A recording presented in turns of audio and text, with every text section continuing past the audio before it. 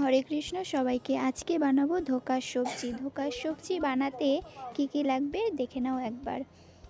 এখানে আমি নিয়েছি টমেটো, ক্যাপসিকাম, ধনেপাতা, কাঁচা লঙ্কা, আর লাগবে আলু,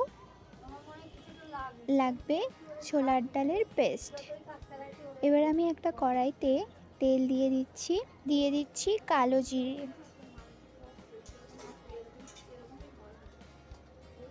এবার দিয়ে দেব ছোলার ডালের পেস্ট, যেটা আমি বানিয়েছি টমেটো, একটু ধনেপাতা, লবণ, হলুদ দিয়ে আমি পেস্টটা করে নিয়েছি।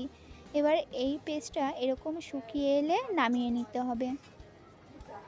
তো দেখো এটা আমার রেডি হয়ে গেছে। এবার আমি এটা নামিয়ে নেব। একটা প্লেটে প্রথমে তেল মাখিয়ে নিতে হবে। আমি প্লেটটায় তেল মাখিয়ে নিয়েছি। এবার এটা নামিয়ে হাত দিয়ে চেপে চেপে সমান করে নিতে হবে। তো আমি এবার হাত দিয়ে চেপে চেপে সমান করে নিচ্ছি যতটুকু সম্ভব।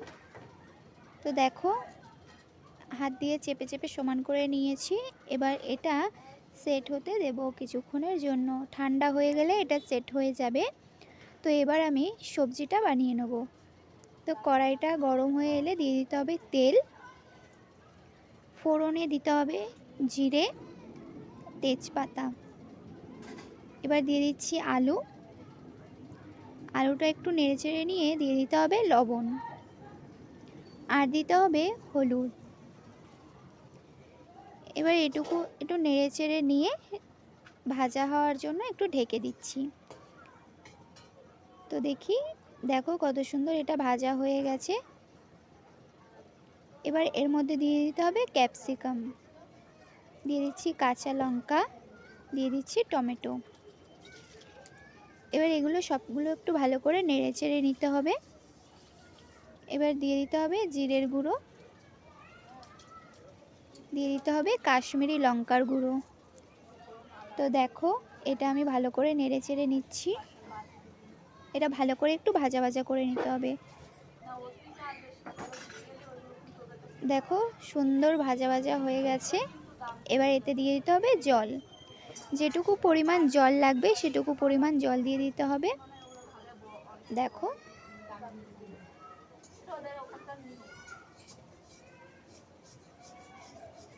এবার এটা সেদ্ধ হওয়ার জন্য আমি কিছুক্ষণের জন্য ঢেকে দেব। তো আমি এবার এটা কিছুক্ষণের জন্য ঢেকে দিচ্ছি। এবার এটা আমার সেট হয়ে গেছে। এবারে আমি এটা সাইজ মতো কেটে নেব। তোমরাও চাইলে সাইজ মতো কেটে নিতে পারো সুন্দরভাবে। আমি এরকম করে কেটে নিচ্ছি। দেখো এই সাইডেরগুলো আমি কেটে কেটে বাদ দিয়ে দিয়েছি, তাহলে দেখতে সুন্দর হবে। দেখো কত সুন্দর সেট হয়ে গেছে। এটা খুব সুন্দর হয়েছে এটা। এবার এটাকে তেলে ভেজে নিতে হবে। তো তেল আমি আগে থেকে গরম করে রেখেছি। এবার এগুলোকে ভেজে নিতে হবে। সবগুলো আমি ভেজে নিচ্ছি।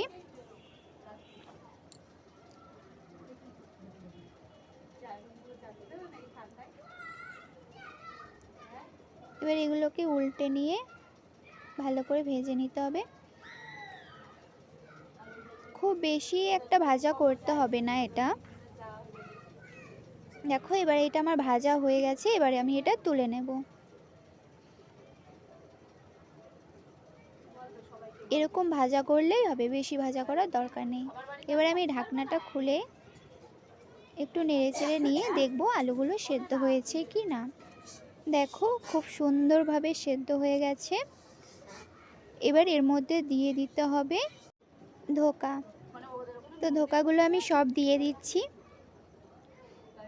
এবার একটু নেড়েচেড়ে নিয়ে ফুটতে দিতে হবে যতক্ষণ না ধোকাগুলো একটু নরম হচ্ছে। দেখো ধোকাগুলো আমার নরম হয়ে গেছে। এবার এটা নামানোর সময় এসে গেছে। আমি এরপরে দিয়ে দেব ধনেপাতা কুচি।